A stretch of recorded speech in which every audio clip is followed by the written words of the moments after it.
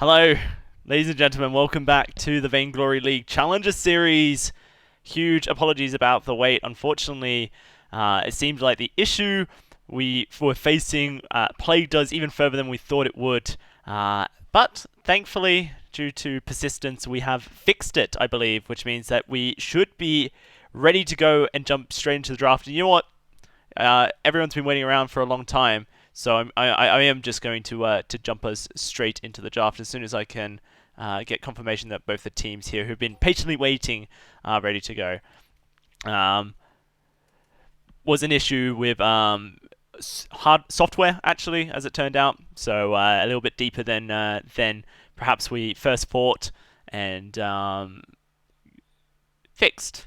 Hopefully, fingers crossed. It's just waiting on confirmation from Magic Cloud that they're ready to go, and they are perfect. So let's jump straight into the draft here. Of course, I've got Tasty Bacon and Envision still with me.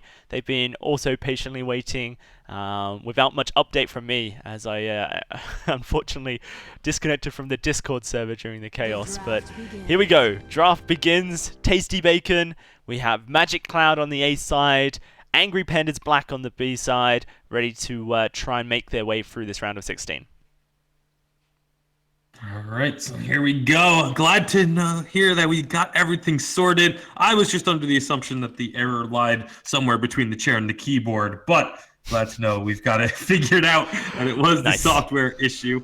But it is going to be a Grumpjaw band away. This is something that Envision you were looking for earlier today. Yep. I do think Grumpjaw was banned in some of the games yesterday from what I researched. So I still think it's a really good ban. Can definitely take a character or hero out of the fight with the ultimate. So definitely a strong ban there.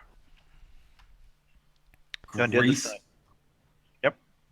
Grace going to be banned away. That is going to leave the Baron open.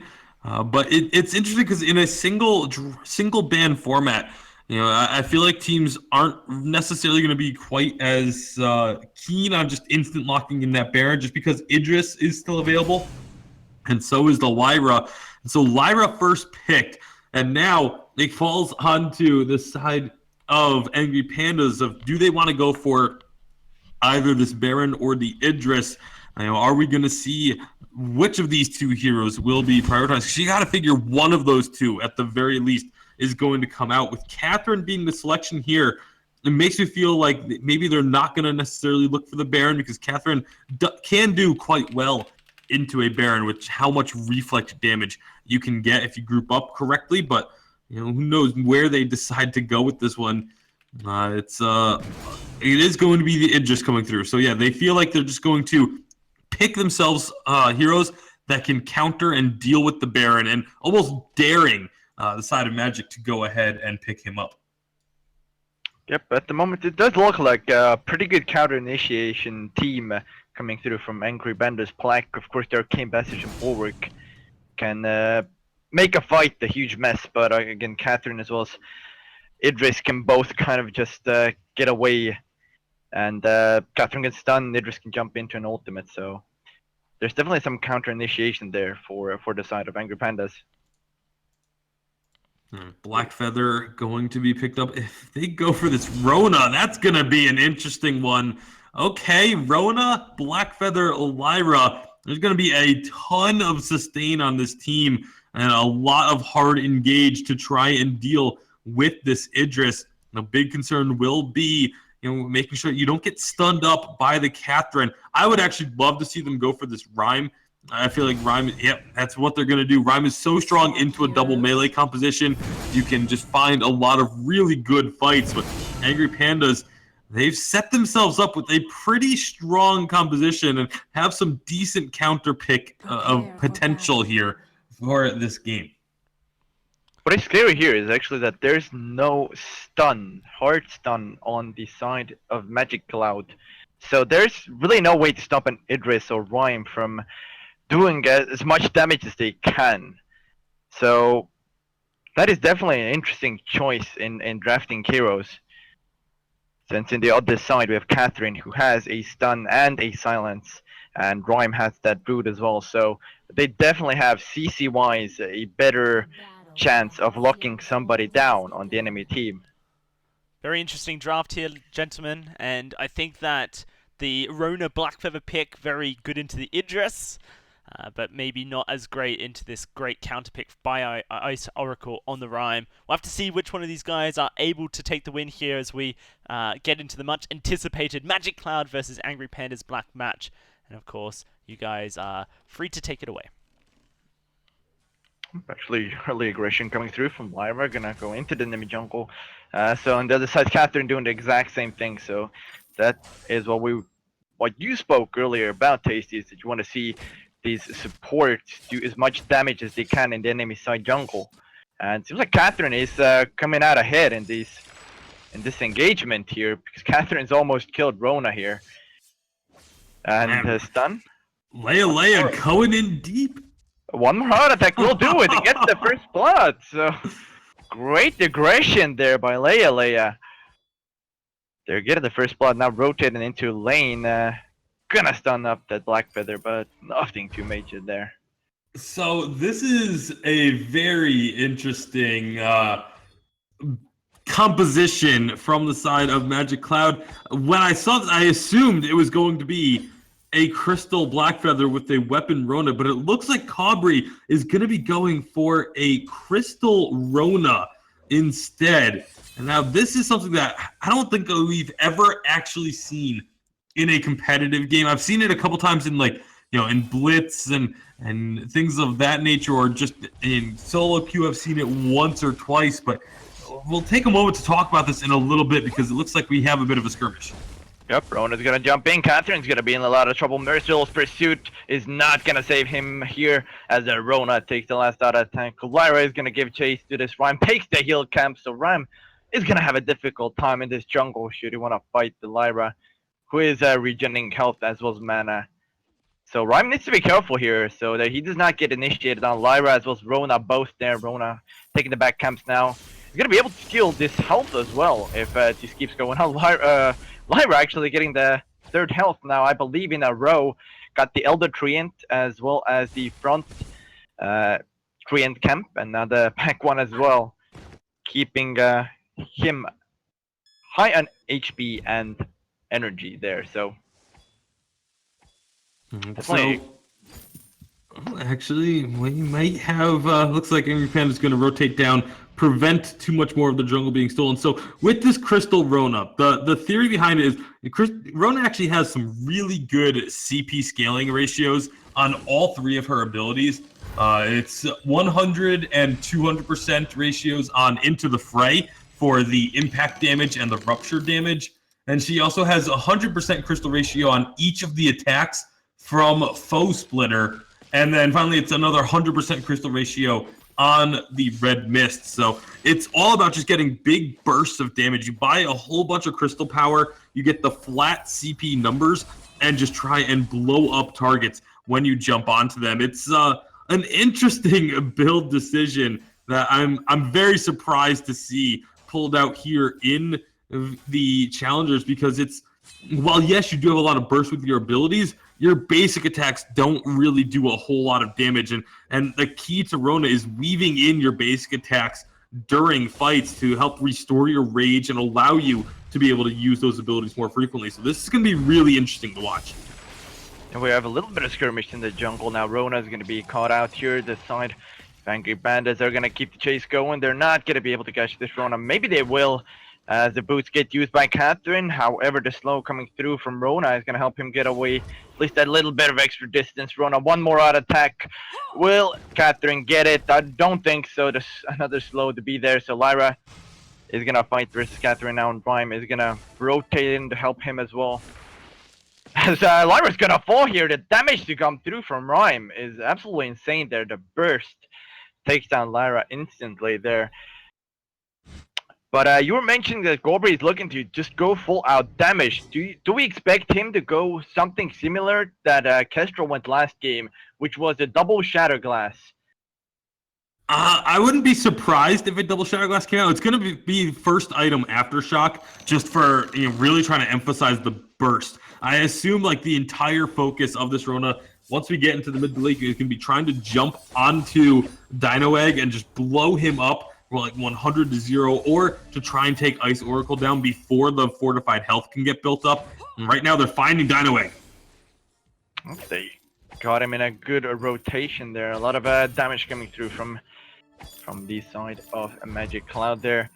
But yeah, do you think that in the mid to late game, Cobra is going to look for that engagement as Lyra is going to be caught off guard? He's going to be stunned up. The bulwark might help him get away, at least helps him survive this engagement. Rhyme is an addition of too much damage there, so Lyra is going to be just fine. Rona, however, is coming in from behind. He's not going to do that. He's going to back off here, going on to Catherine in the jungle, backing off now, so this aggression is going to die down in the lane.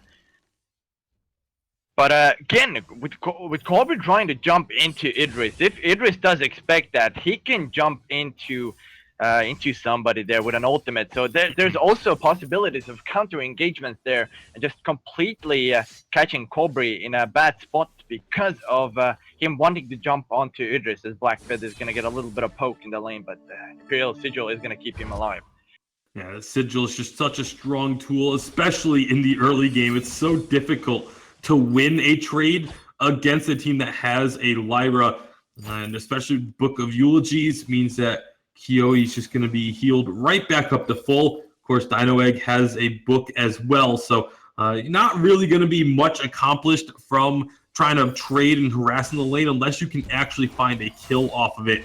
I'm still just going to be so interested in watching where Cobra decides to go, how Cobra's going to focus. Because, again, yes, you can try and get onto Dino Egg, try and blow him up in an instant, but I think it can also work really well against Ice Oracle on this Rhyme, because Rhyme relies so heavily on long, drawn-out fights and getting that fortified health built up. And if you do a huge burst of damage before the fortified health starts to come out, then you have a really good opportunity to take a Rhyme down before he gets to that powerhouse status partway through a fight. He is going to go for a Broken Myth first item on Ice Oracle, and so he's already, you can tell, he's going to be looking for long, drawn-out, extended fights. So as long as he survives that initial burst, he should be able to win out these trades when they begin to last a little bit longer. Yep, and definitely in that aspect, if you can burst down this Rhyme, it's definitely going to make it so that Rhyme does not have a huge impact with that Broken Myth coming out. Both teams are just kind of stay back for now. Goldberg clearing his own jungle, while Rhyme actually gonna stay with Leia in his own jungle, so they're gonna clean the back camps up there, as both teams are actually staying pretty safe here, all things considered. They've had some early aggression here, but into this mid game, it does look like these teams are slowly taking it slower, I believe. So as we might have an engagement here. Nope. Yeah, both teams posturing up a bit around the middle of the map, but it looks like they are all going to be retreating back up to the lane, not wanting to allow their opponents to have an advantage in terms of positioning. And so they're sticking together for the most part, but it does look like the side of Magic is going to be looking to push in, find a fight. Oh, Blackfeather going on to Rhyme. Rhyme gets the ultimate off, but he's gonna die. Rona picks up that kill. Blackfeather jumping through the wall, and Rona is gonna back off Lyra, placing those auto attacks down and getting a little bit of poke onto Idris, but now Idris was capturing R2v3 trying to defend this turret. Some damage coming through onto Rona. Rona's falling lower and lower here. Bulwark is going to be activated to stop the aggression. Idris needs to be careful because he's falling lower and lower himself. This might be a jump onto Idris. It is! And they're going to burst him down. Rona gets the kill and the tower dive to come through. Will they get Catherine? No, they won't. The last out attack by turret onto Blackfeather is going to deal a little bit of damage. Now Rhyme is back under this turret, but I believe they're just going to focus the turret, and a lot of damage going through onto Blackfeather. He's going to have to run away, but the turret falls. I believe Magic Cloud is going to back away from this fight and not choosing to give any advantage to Angry Bandit. Yeah, Magic Cloud doing a really good job with that engagement. And again, it was just all about getting this damage onto the Rhyme before he can get built up. It was first the Blackfeather, charged in, used the Rose offensive to avoid taking much damage from Rhyme, did a lot of work onto him, and then Rona was able to jump in and clean him up with that massive burst. Again, the burst numbers are going to be really ridiculous coming out of Cabri. Going to get a little bit of defense and again, likely look for a Shatter Glass. Maybe even a Frostburn could come out just to try and, when you jump in with into the fray, try and make sure that your opponent gets hit by the Rupture. That's where the real damage chunk is, that 200% crystal ratio. It hurts quite a bit. Oh my goodness. Blackfeather is absolutely blowing up. Yeah, the silence came through from Catherine as well. Very good silence in that manner. Blackfeather didn't have any chance of getting away. He was silenced up, stunned up. Bulwark wasn't there as well, but Lyra is a little bit out of position. Rona is going to stay in the front line. The ultimate from Rhyme is going to come through, and Idris is going to jump onto Rona, who's spinning. So he's not going to deal too much damage to Idris, but the turret's falling lower and lower here. And pretty good push by Angry Pandas there, because with the next one, they should be able to kill this turret. And they just have to make sure that they don't get caught out in this retreat, which is not going to happen, but Magic Cloud, now with Kiyohi back, are going to be looking to find Leia. Leia should be healthy enough to get back to the safety, especially with Ice Oracle moving up.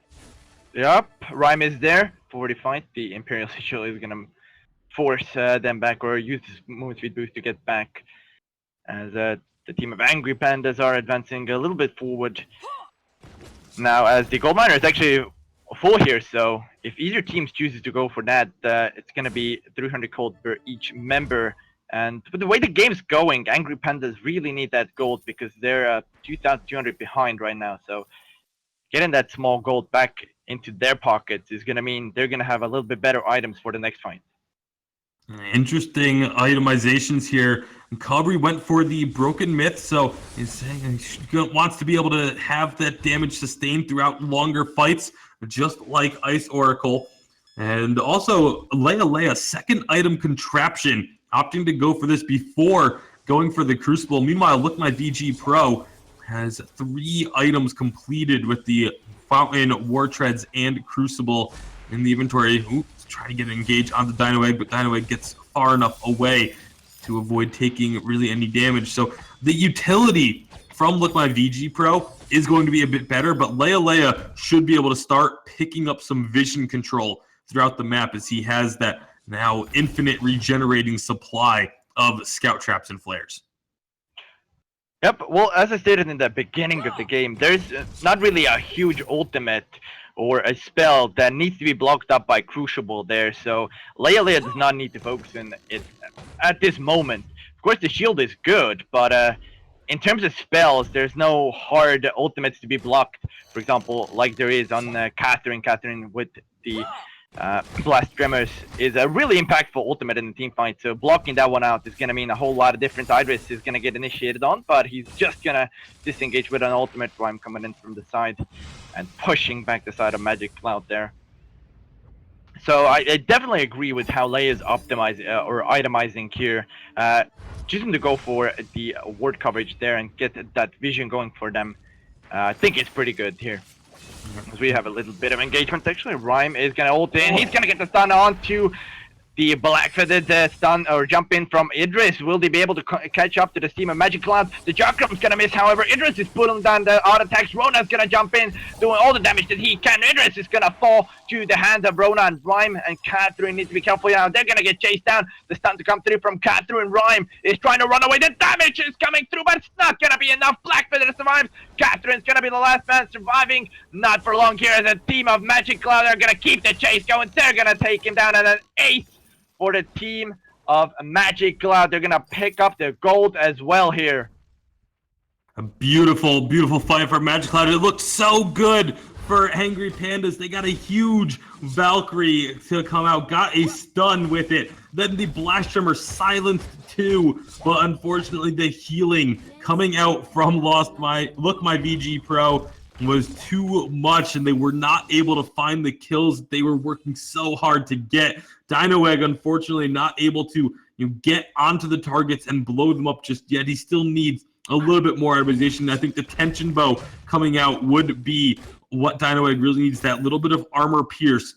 Is because there is an Atlas Cauldron on Cabri and Look My VG Pro. Kiyohi has the tier 2 armor as well. They're just reducing this damage so heavily.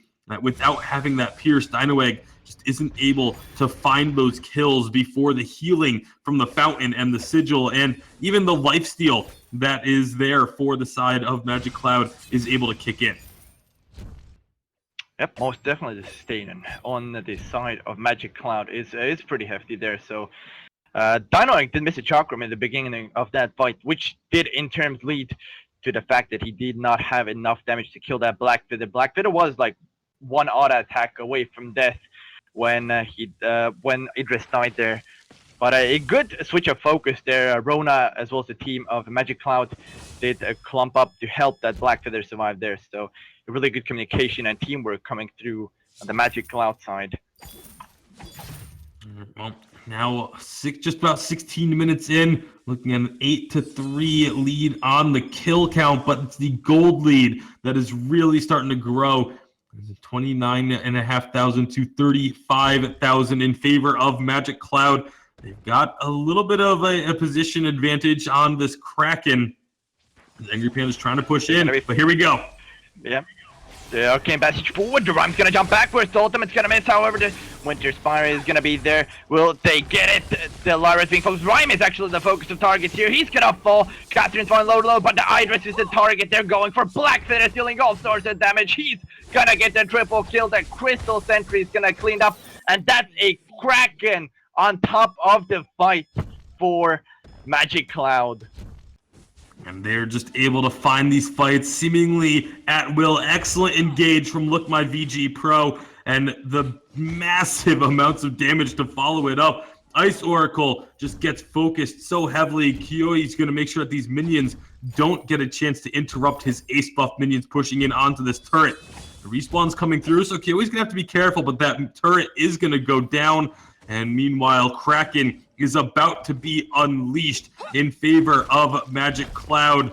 And so now with only 2 turrets remaining, this is going to be a very difficult defense for Angry Pandas coming up in just a moment.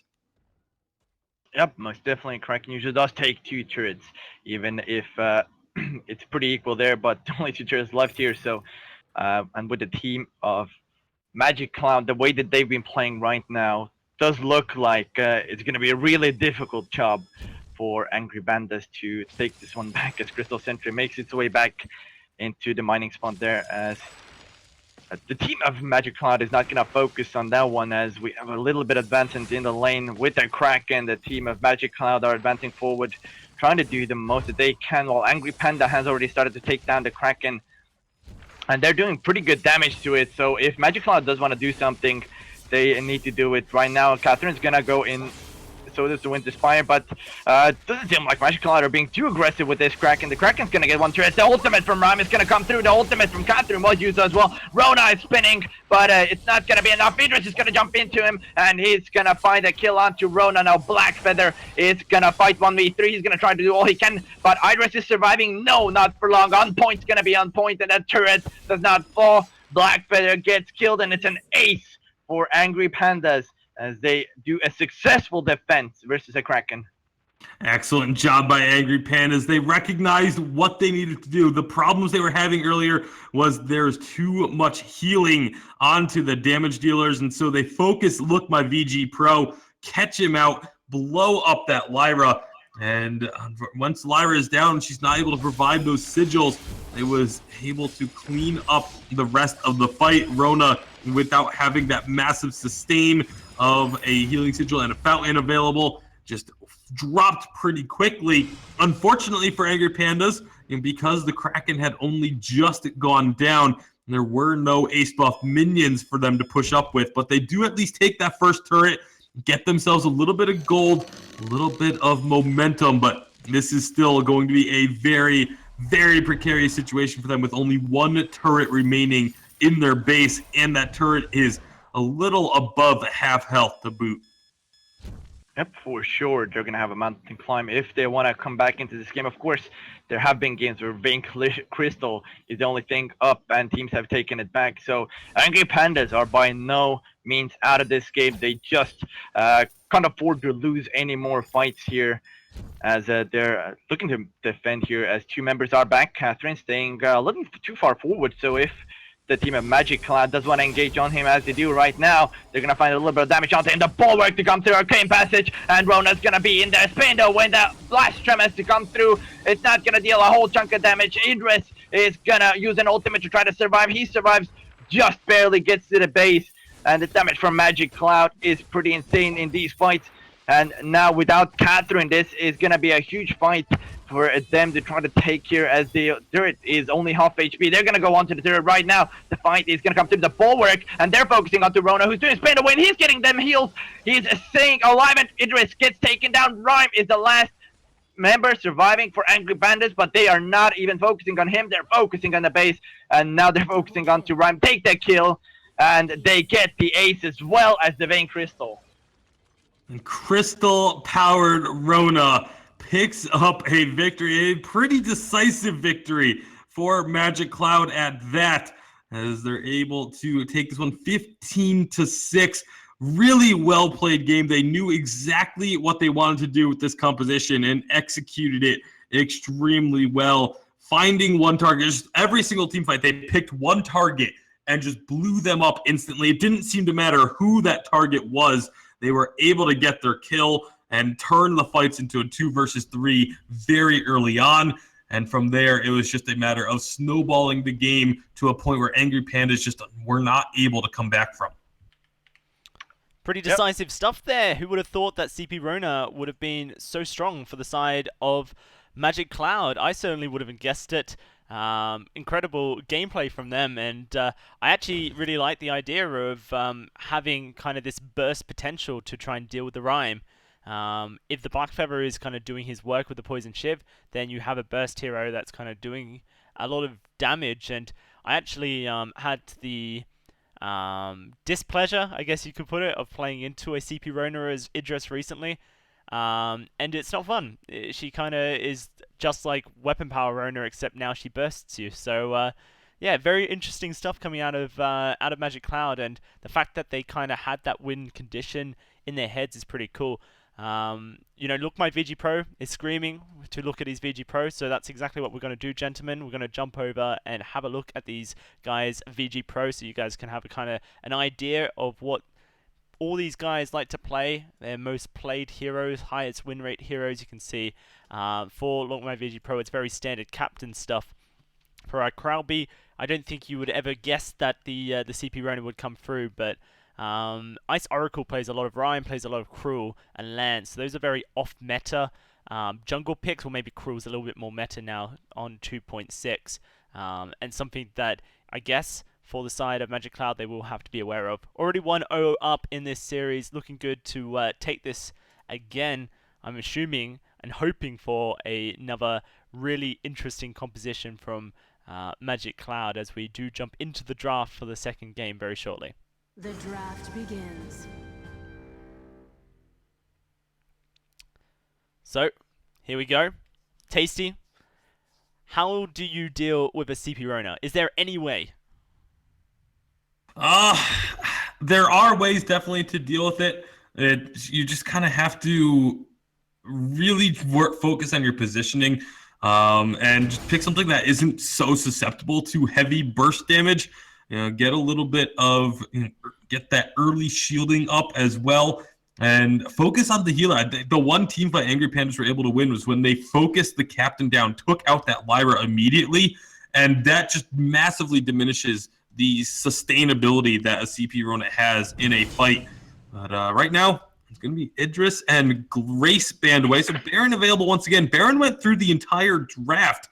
Game number 1 was not picked at all. So we'll see if that changes this time around. Seems like Lyra as well as Baron both are being covered over here by Angry Pandas. And not sure what they're going to pick. Seems like it's Baron, yes. So finally we're going to see a Baron game. I would presume it's going to be in Lyra straight into it because the Bulwark does really good job at countering Baron's getaway mechanic there. So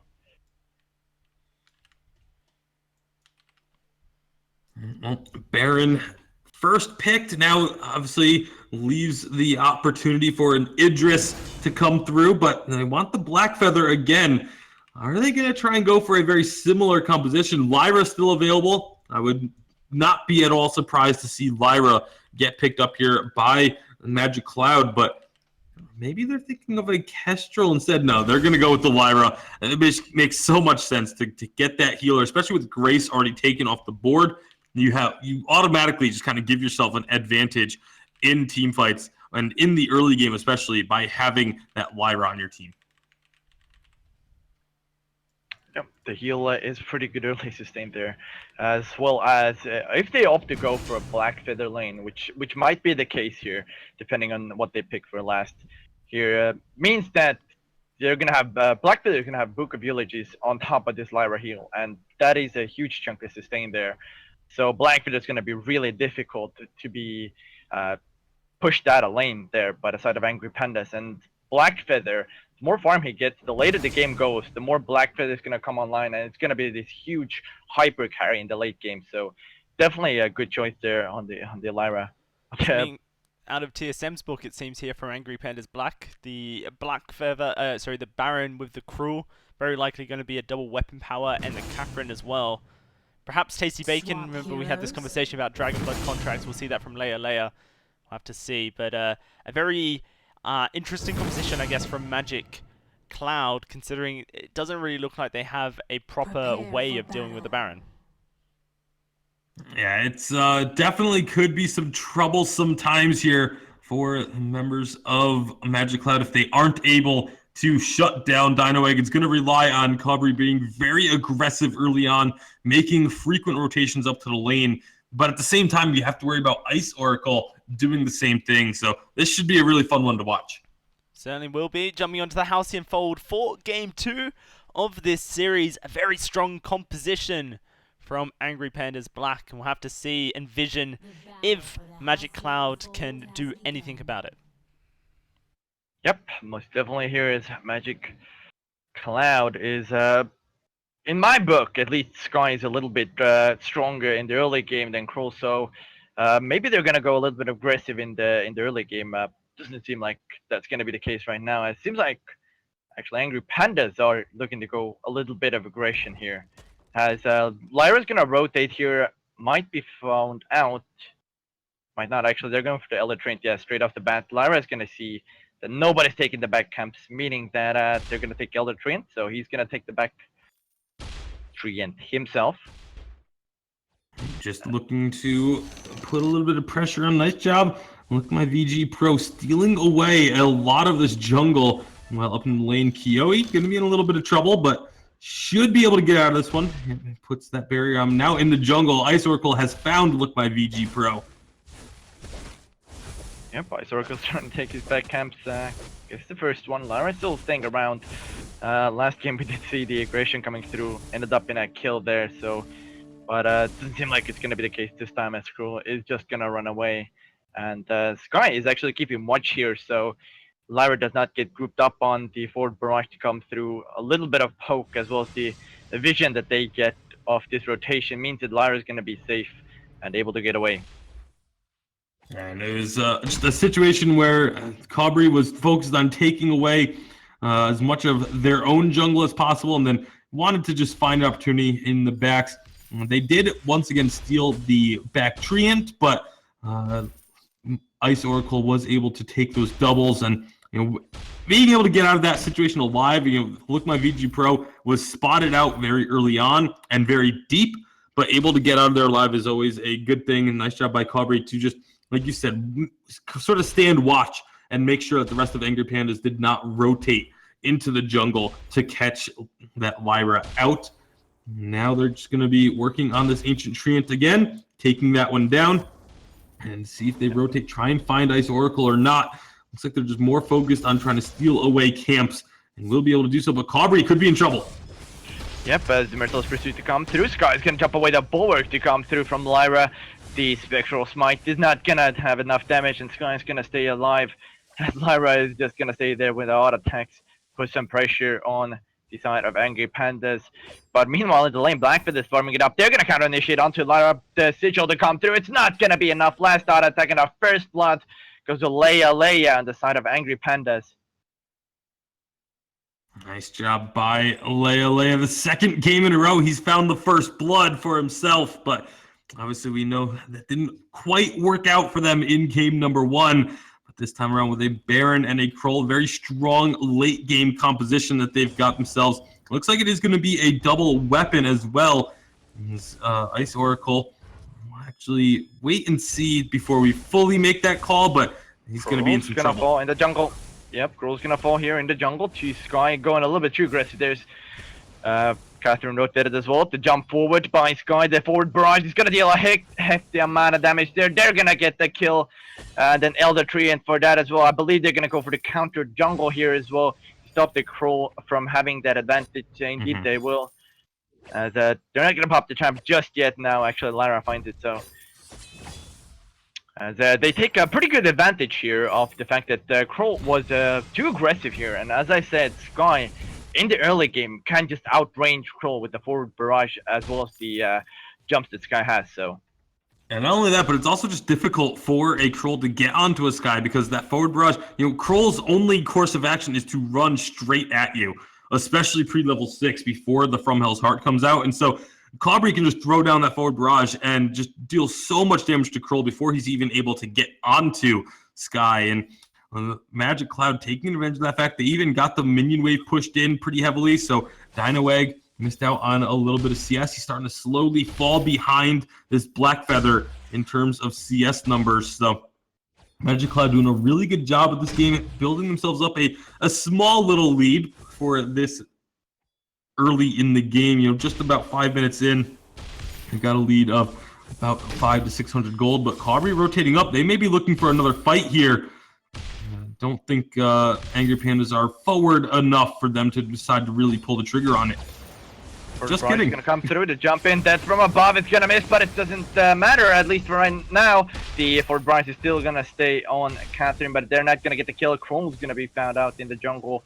Meanwhile, he's gonna have to back out as Slane just keeps the aggression going here, and yeah, this Blackfeather is getting the free farm basically in this lane. And as I said, the later this game goes, with Blackfeather being the weapon powered right now, it's gonna get uglier and uglier for the side of Angry Pandas as Baron almost falling here. Death from above is not gonna land, but Imperial Sigil will, and Catherine's gonna be low here as well. They're gonna have 1v2 turret or 2v3 turret defense. My apologies there, as Catherine is pretty low, so it's gonna be difficult to defend this turret. Catherine is gonna go and get the stun onto Lyra, and From Hell's Heart is gonna be used. It's not gonna land, however, so that's gonna be down for another minute.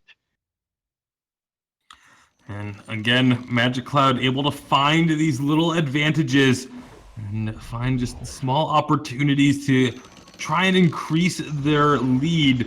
It's not a very decisive lead just yet, but they've got really good vision control. Some of that's actually going to get popped right now as Leia makes his way back up to the lane. But once again, Kioi versus Dino Egg. Kioi's got himself about an 8 CS lead. It's about a 10 to 11 CS lead in the jungle for Cobry. They've done a really good job of putting this Kroll behind the 8-ball. He's still waiting for his first offensive item. Cobry already has the Frostburn out.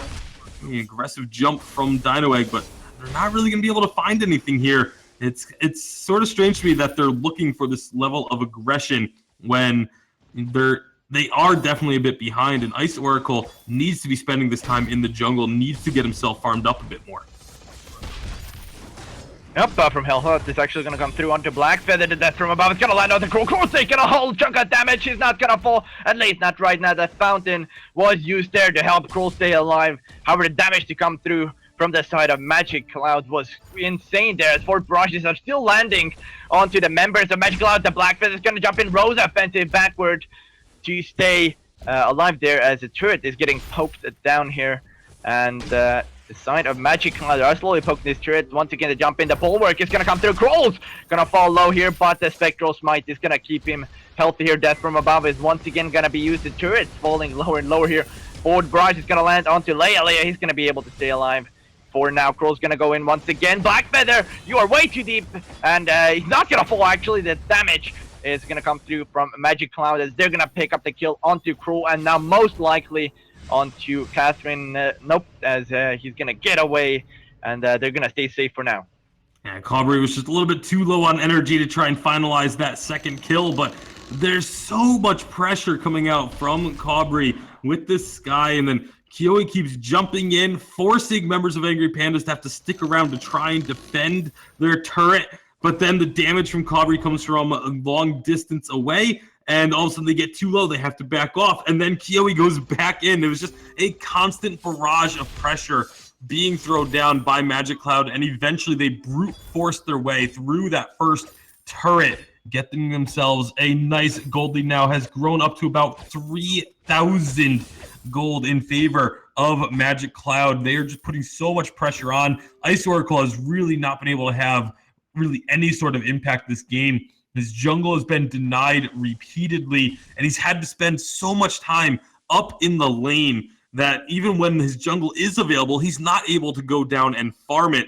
Otherwise, Angry Pandas are afraid that they're going to lose even more ground up in the lane. So just a really well-played game overall thus far from Magic Cloud.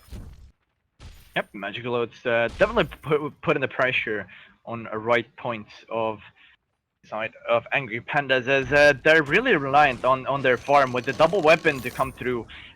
They need that farm to come through for both of their carries in order to be effective, but right now the way that Magic Cloud is playing is forcing them to stay in lane, that's splitting the farm pretty heavily there, and so the carries on the side of Angry Pandas are not going to be able to get too much farm for themselves there, as the Magic Cloud is still putting the pressure onto the Angry Pandas here, staying pretty far forward here in the lane. The forward barrage once again, he's gonna clear a little bit of minions there, nothing too major, as a gold miner is actually full mind now, so probably an objective to look for Magic Cloud there if they're gonna spot the trap. Yep, as they pop that right now. So right now Angry Pandas has no vision around the gold area, which is going to be a little bit dangerous there, as it is full mine there. So 300 gold is not a small amount, especially if you're down as well.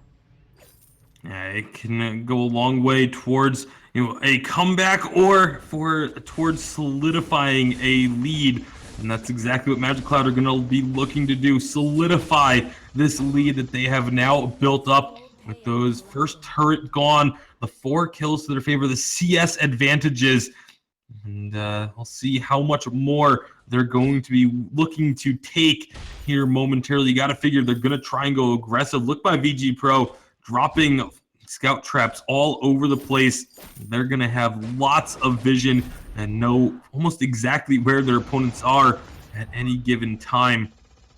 Leia is going to go through, try and clear out some of this. He did spot 2 of those scout traps with his flare, I believe, but they're now really on the back foot. Angry Pandas at risk of dropping down into the elimination bracket if they cannot find a way to turn this game around. They're trying to use this double weapon power composition we've seen from a few teams in the Vainglory 8 and in the challenge battles. It's worked quite well for them, but typically they're able to be a lot more aggressive than what Angry Pandas have been able to do at this stage of the game. But it is not a composition you can sleep on. Just because you have a lead over a Baron, you cannot get complacent, because Baron will get massive amounts of damage, and if you get caught out at all, you could end up dropping. Kiyoe going to rely on that big heal coming out from Look My VG Pro. Yep, looks like we have a little bit of aggression here from the side of Angry Pandas. Catherine's gonna stay way too far forward. He might be caught out here. Yes, indeed he will. Blackfeather's gonna jump onto him. The Baron is putting down the damage from Hell's Heart. It's gonna land. Iron Cannon is gonna come through as well. The bulwark is stopping the aggression for now. But meanwhile, on the back line, the forward barrage is gonna clean up that Baron. Catherine's low HP. Kroll is not too healthy himself. They're gonna get the forward barrage. Double kill for this guy. Make that a triple. No, it's not gonna be a triple. Blackfeather gets the last kill, but they're gonna clean up the team of Angry Pandas, get the ace, the turret, and the crystal sentry there.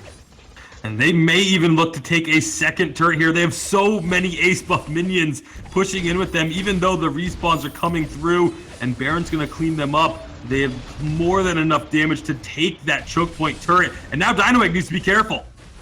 Arcane Passage forward, we have Blackfeather with a Rose offensive. the Cruel is staying alive for now. The Spectral's about to come through. Actually, Sky is falling lower and lower here, but so are the members of Angry Panda. Catherine's gonna fall. Double kill for Black Feather. And the only person surviving is Baron for now, as Magic Cloud are actually gonna retreat right now. So they're not gonna look to pressure this Baron in his own base. At least not right now.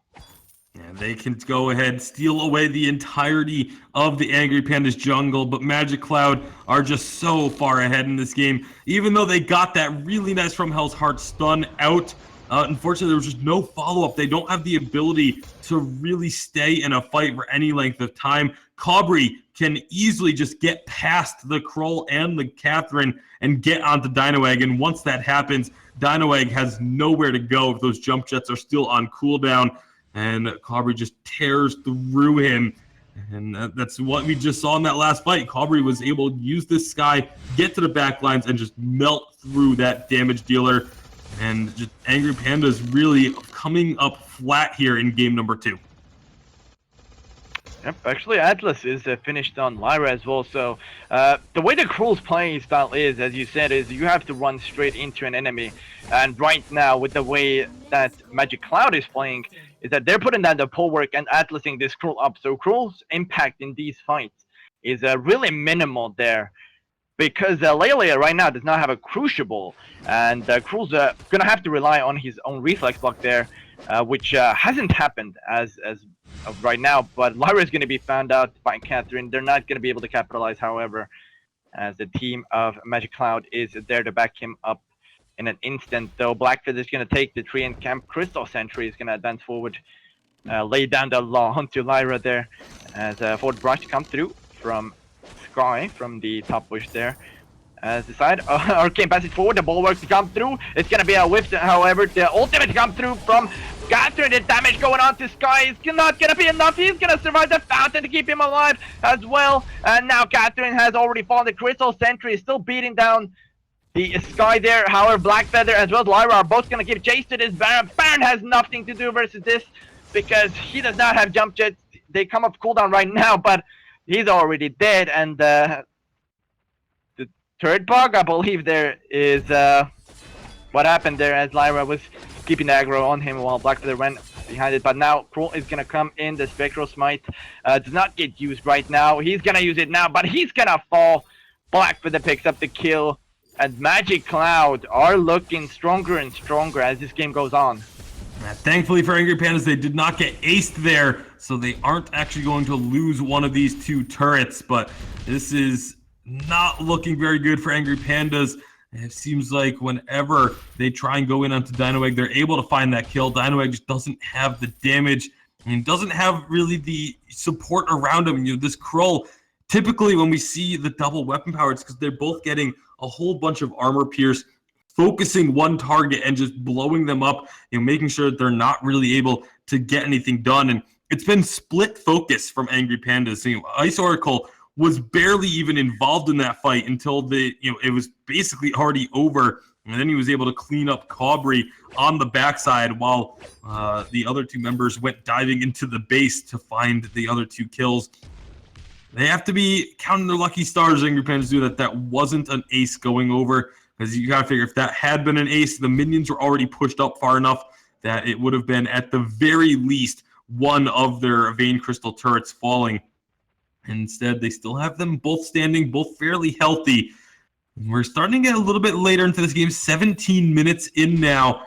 This is when item spikes are going to be really, really massive, but Ice Oracle still just so far behind. You look at his itemization, has Sorrow Blade, Poison Shiv, and an Aegis. Whereas you look over at Cobry, he has 3 offensive items, is able to put out just so much more damage than what Kroll can do. And with only Baron having a tension bow, the armor that is on the side of Magic Cloud is just that much more effective. Yep, as we have a little bit of aggression here. The stun comes through onto Lyra, but Catherine's in trouble himself. From Hell's Heart is going to be used. It's not going to land onto anybody. Blackfeather is going really aggressive onto this Baron. Once again, the Baron is going to fall. Blackfeather on the back line. Lyra is going to be focused here. He's falling lower and lower. As he's not going to fall, actually. Catherine's going to be focused on double kill for Blackfeather once again. Kroll's the last man surviving, not for long. Triple kill and an ace for Magic Cloud. They're gonna clean up Crystal Sentry once again, and go for the end here. Actually, don't think they have enough time here. I would have gone for Baron myself, but they're gonna clean up the first dirt before the 8 minions reach the base, so they might actually have more than enough to clean this with the game up here. minions stripping away the barrier, they should be able to take this one. They're on to the Vein Crystal as the respawns come through, but Angry Pandas know that they would not be able to stop that, and so Vein Crystal shatters Magic Cloud 2-0 over Angry Pandas. Just really clean, decisive play from the side of Magic Cloud in both games. Kiyoe 8-0-4 on this Black Feather. We got treated to a Crystal Rona in game 1, and Angry Pandas had no answer to that. They had no answer to the Black Feather and Sky in game number 2 either. I think it was a little bit strange to see no tension bow on Ice Oracle's Cruel there. Perhaps not understanding exactly the win conditions of this specific double weapon power composition.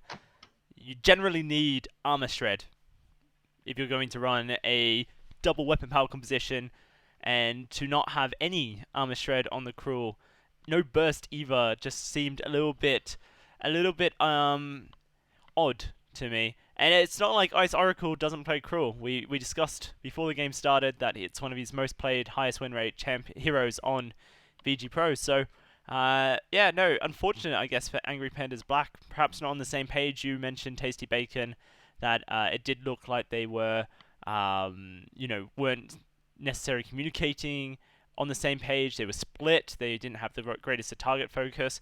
Unfortunately, they will drop into the elimination match, but a chance for redemption for them. We're going to be following them down into the elimination bracket as they face up against Orion Esports, which will be our next matchup of today, final and next matchup of today. So thank you guys for sticking around, and the elimination match between Angry Pandas Black and Orion Esports coming up next.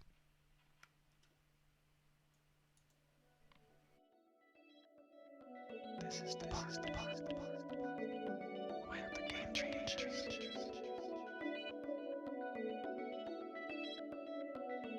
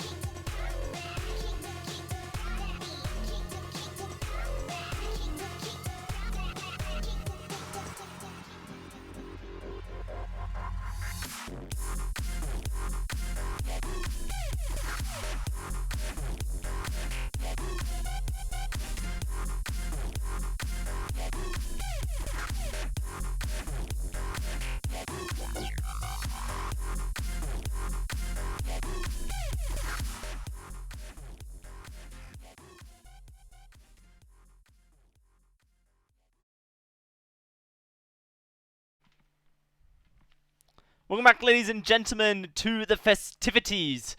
It is going to be another series on the way, and can't wait to get this one started. Of course, it is going to be Angry Pandas Black versus Orion Esport, which it clearly says on the screen. You guys didn't see anything. There it is, Orion Esport coming up, ready to go. Both these teams are facing up in a elimination match, so very important match coming up here, Tasty Bacon, because they're both now fighting for tournament survival.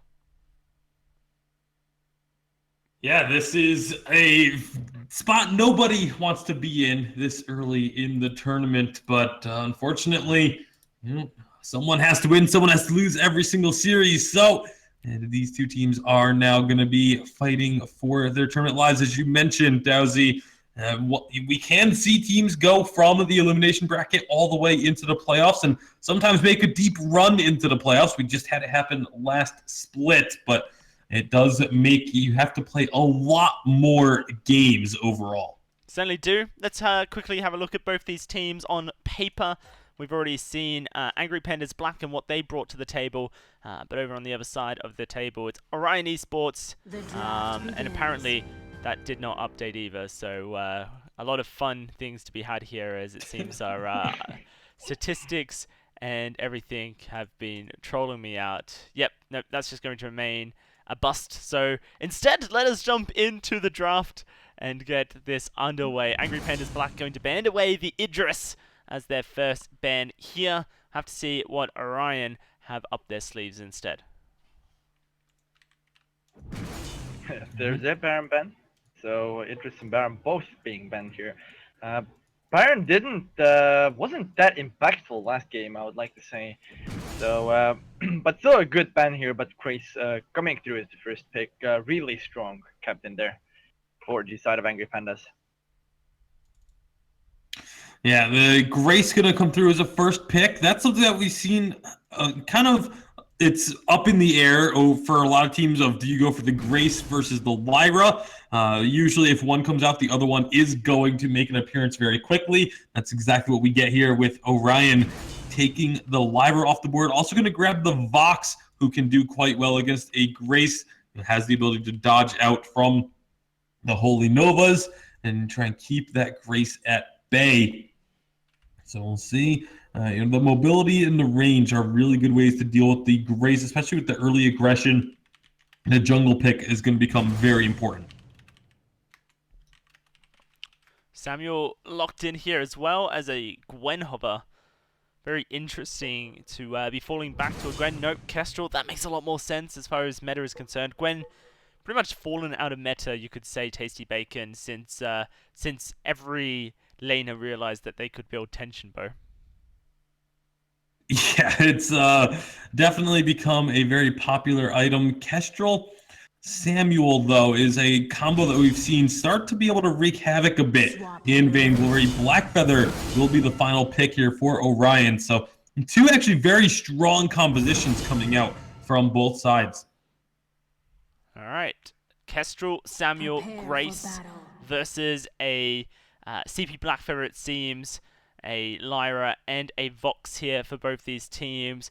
Envision, handing over to you. This is the final series of today. Angry Pandas Black versus Orion Esports, an elimination match. The loser, unfortunately, we say goodbye to for the rest of the summer season.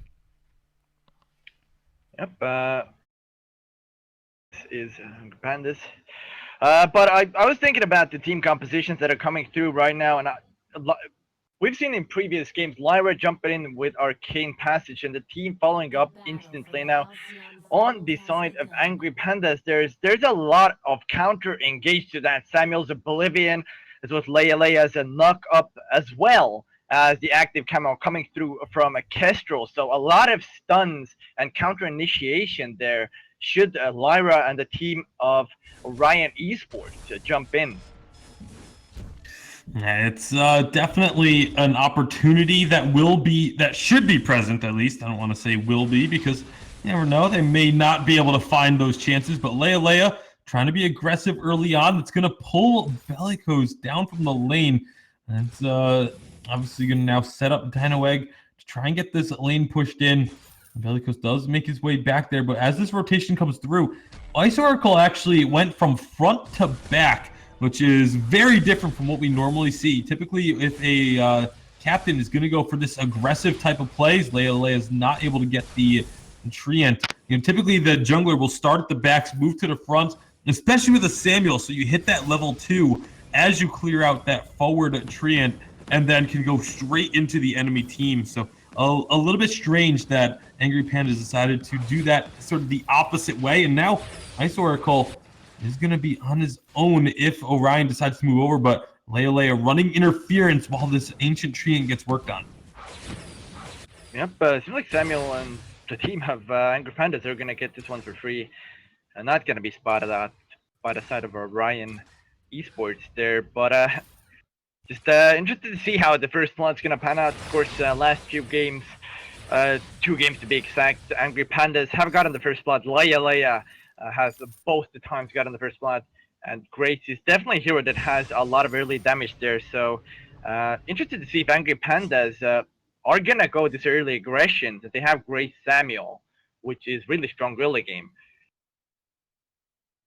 The early level 2 spikes, especially for Grace and Samuel, are pretty massive, but they're not really going to be trying to push that issue, which seems a bit strange to me. Maybe Angry Pandas being a little bit affected by taking those couple losses to Magic Cloud, not wanting to go too aggressive, not wanting to take too many risks. But when you have such a strong early game, I feel like you really have to be going for aggressive plays, trying to find advantages in the jungle. Leia going on in, but there's no follow-up. And this is something that it's going to concern me a bit for Angry Pandas if they don't look for making these plays happen, if they don't look to try and gain an early lead. The late game, this matchup seems to favor Orion Esports just compositionally. Yep, definitely. I do think that Vox as well as Blackshot, they're both scale better into late game than Samuel as well as Kestrel, but now we have initiation to knock up onto Lyra. Lyra's gonna fall lower. One more shot is gonna do it. Kestrel picks up the first first blood this time around as Angry Pandas once again take 1-0 lead in this game 1. Hopefully that will give them a little bit of confidence going forward. They try and push onto this turret. They're gonna find Corki here. It looks like they're just gonna have enough to push him away from trying to move into the lane. So nice job getting that first kill, but now they need to keep this up. This is Angry Pandas. This is a lineup they have that needs to stay aggressive. Yep, as actually the aggressive side is going to be the side of Orion Esports. They're going to jump onto Samuel. Samuel's taking a lot of damage. The bulwark to come through. Will Samuel fall? Yes, he will. On point. Going to be on point. And Grace is not going to be able to do too much there. Kestrel rotating down as well. We're going to have to see if Orion Esports, they're going to go more aggression here. They're going to go in completely. Black Panther falls, but it doesn't matter. He gets a Grace kill as well. And I believe the side of Orion Esports, actually, they're not going to stay aggressive here as Kestrel is going to clear the jungle for the side of Angry Pandas. But this game now, in terms of kills, equals out, at least for now. Okay, new plan for Angry Pandas. Start the game, immediately give your opponents 1 kill. Because when Angry Pandas get the first kill, things seem to turn south for them pretty quickly. Hopefully they can prevent that from happening any further this game around for Angry Pandas, because it's such a shame. This is a team that has been so strong. They've been around forever. This roster has been very similar throughout all of this time, and you just gotta feel for them for they've been playing. They've been at this very high level of Vainglory for so long and just haven't quite been able to break into that next tier.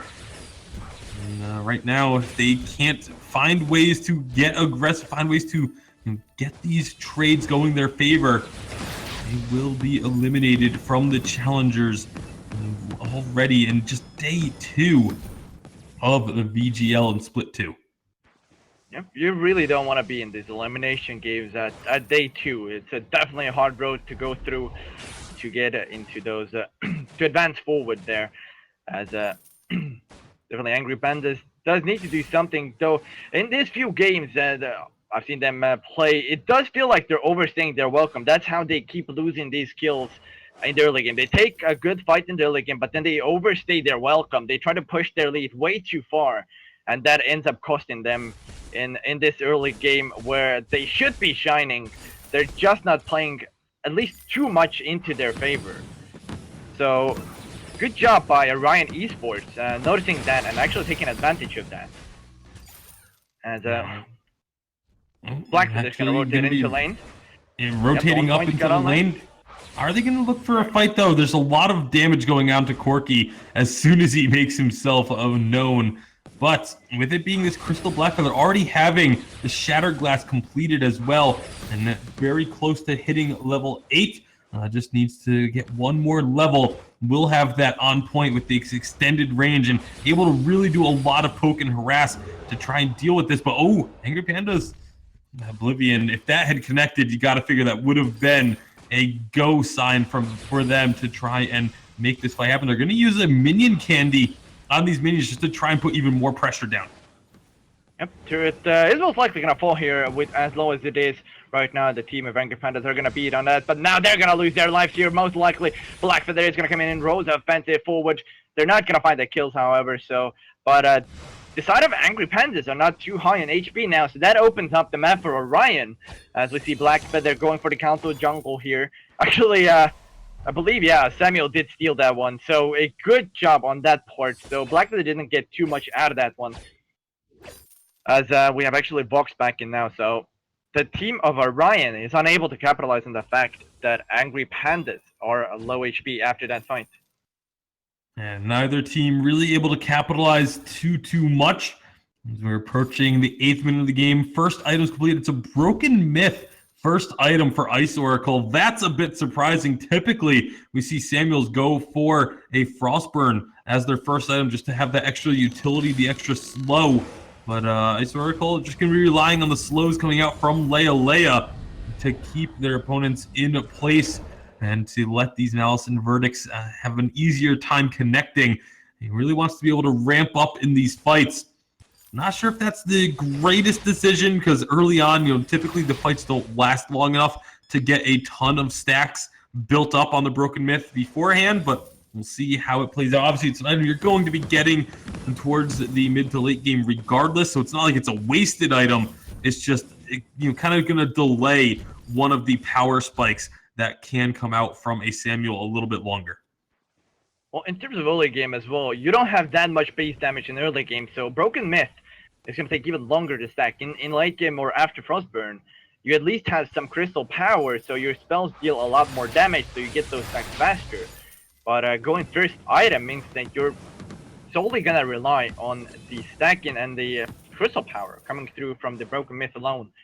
So, most definitely not the best choice for early game, but as you said, the game is going to go into mid to late game anyway, so definitely not a wasted item there. Right now, Dino Egg on this Kestrel has Sorrowblade Tension Bow, so we'll have quite a bit of burst. They find out a member of Orion, lots of damage onto Toothpick, but now the fight is broken out. Oblivion is going to come through. It's not going to land onto anybody. Blackfeather is going to stay safe for now. He's going to poke through the wall. Samuel's falling lower and lower. Lyra is not going to be able to heal their Grace. Or Vox has fallen. My apologies there. Blackfeather, Grace with Samuel, and Lyra is going to arcane passage forward. One shot, one kill's not going to land. Grace is going to keep the chase going. Will he be able to get Lyra? Most likely will actually... Nope, just misses the second auto attack. So Lyra is going to stay safe, and that means Angry Pandas do not get the ace. However, they're going to get the Crystal Sanctuary there and defeat that one. So taking a little bit of map control there. Unfortunately for Leia just didn't quite have the cooldown available to take out the Lyra. And now, did Angry Panda... Oh my goodness! I was going to say, did Angry Pandas overstay a bit, but that was Corky getting absolutely blown up, not respecting the damage from Dino Egg with that active camo trap. That was a huge, quick kill. Yeah, that was a huge chunk of damage there coming from Dino Egg. Just great helping him, and now they're gonna pick up the gold miner there. So they're gonna advance their lead. So Angry Pandas are actually slowly taking this game into their favor now. So despite the fact that the early game, it did look like it was gonna go like the previous two games for them, where they picked up early first spot, and then the game was gonna slip for them. This game doesn't seem to be that case here. So Angry Pandas now are marching down the lane as Black Feather is gonna back home from the jungle there. So Vox as well as Lyra are defending 2v3 there, at least for now. While Grace is gonna jump in, the Folder to come through. The heal is gonna come through, but the damage is gonna be more insane from the side of Angry Pandas as Black Feather just gonna stay in the sidelines there. Heal to come through once again onto Vox, but Vox is taking way too much damage from these glimmer shots, so Vox needs to definitely be careful here. Definitely a situation where they have to just play a little bit cautious. Angry Pandas have found a couple of fights. They found themselves a few kills. They've got themselves a nice 4 to 5,000 gold lead built up now. And Dino Egg really starting to dish out some damage. Is going for this 4-item Kestrel most likely, as there's going to be the... I'm curious to see what the next item will be. Still has that Book of Eulogies. I would assume that's going to get sold in favor of another crit item, but my goodness, the damage is big. Yep, they're gonna go in. Black Feather, however, is on the back line. Oblivion's gonna miss once again. Black Feather's going Rose offensive back and forth. They're gonna find that kill onto Castro. Castro falls here, and now they're gonna keep the chase going onto Grace, who's gonna definitely try to get away. It's not gonna happen for Grace. Double kill for this Vox. They're looking maybe to get some sort of advantage out of this. I believe this should be a turret push if they so as well choose to go for it. But Samuel's still alive, so it's not going to be an easy feat on getting this turret down if Drifting Tark and Malice and Verdicts are coming out. So for sure the harass from Samuel could prevent this turret from going down. Actually, no. Now the side of Angry Panda is going to spawn out. Oh, beautiful rotation by Black. They're coming in from the side. Drifting Dark is going to be used instantly, and the back off from Samuel. He's going to play some damage down onto Lyra and Vox there. We're going to have to run away there. And the side of Orion Esports are going to back away. Yeah, that was a really well played fight by Corky in the team fight that broke out earlier to get onto the back lines, to get past the Grace and the Samuel and onto Dino Egg, recognizing that Dino Egg is the real threat on this team, has so much damage coming out. These glimmer shots, when they land, just do so much damage. And without much defense being built yet by either side, if you can get onto that Kestrel, you can really do a good job of trying to shut down what Angry Pandas are looking to do. Yep, for sure here. As like lane, it's a place with all the action happening right now. Double flare coming out, as well as the on point is gonna land. Arcane passage forward, the bulwark, but the damage onto Black Feather is insane there. Samuel's falling lower and lower. The Oblivion is gonna come through, but Samuel has already fallen. The heal onto Kestrel is gonna keep him in a fighting shape. So if they want to keep the chase going, Lyra is going to activate the Imperial Sigil. The damage to come through from Kestrel. One more auto attack onto Vox is going to do it. And Lyra is not going to be able to get away. Double kill and an ace for the side of Angry Pandas. They're going to clean up another Crystal Sentry. One more life remaining. As they should be getting this turret as well, if not even 2 turrets here with these ace minions. All right, then with that fight, a really, really good fight for Angry Pandas. Able to find that ace, get some work done, take out that tier 2 turret, clear out the entirety of the jungle. Yes, continue to now build this lead. Dino Egg really finally showing up, has had a very poor performance, I'd say, in their previous series, but in this game in particular, he is playing extremely well. 7-1-1 scoreline, being the hard carry that Angry Pandas need him to be on this Kestrel. Is actually going to buy a Crystal Infusion. So this is something that we used to see fairly frequently. It would be a weapon Kestrel getting a little bit of crystal power just to have a slightly longer duration on the active camos. But this is Angry Pandas looking for another fight.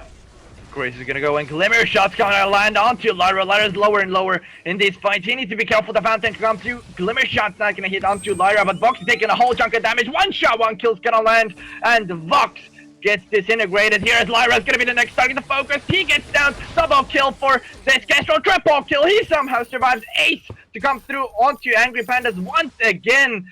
They're for sure going to push this turret, and Kraken's up for taking as well, if they so as well choose to go for it.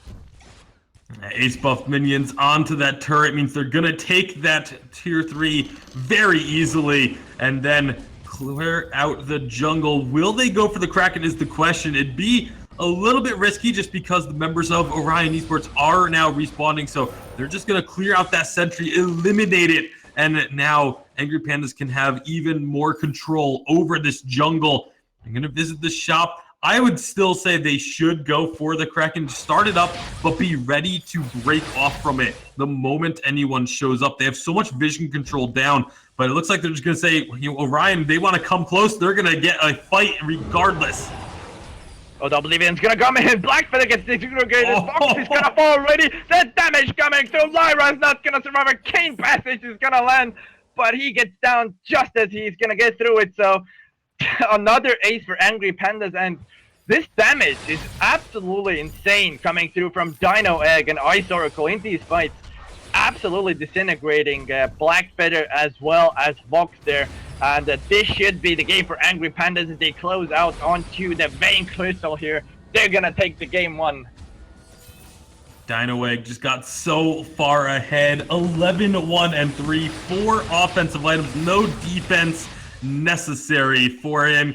They're even going to find another couple of kills after the crystal's destroyed. Angry Pandas, this was what they needed. This was what they were hoping to do in their previous series, was set Dino Egg up to be a hyper carry, while Ice Oracle and Lele were more of a supporting cast and just, able to set up kills for him. It didn't work out previously, but it sure worked in this game. Orion, they're going to need to figure out some way to try and shut down Dino Egg if they want to stay alive. What a decisive match coming out of Angry Pandas Black there. Here. Looked fantastic in that game as they basically just demolished Orion Esports there. Perhaps a little bit shaky in their series earlier in the day against Magic Cloud. They were, the lower seed. Let's give them a bit of credit here. But in this matchup here against the side of Orion Esports, they just looked like a completely different roster. Great to see the carry potential of the Kestrel and the amount of damage that Dino Egg was doing on the Glimmer Shots and, of course, the auto attacks as well was pretty insane. So heading into the next matchup here, unfortunately for the side of Orion, they are now sitting a match down, and they lose this next one. They face elimination outright.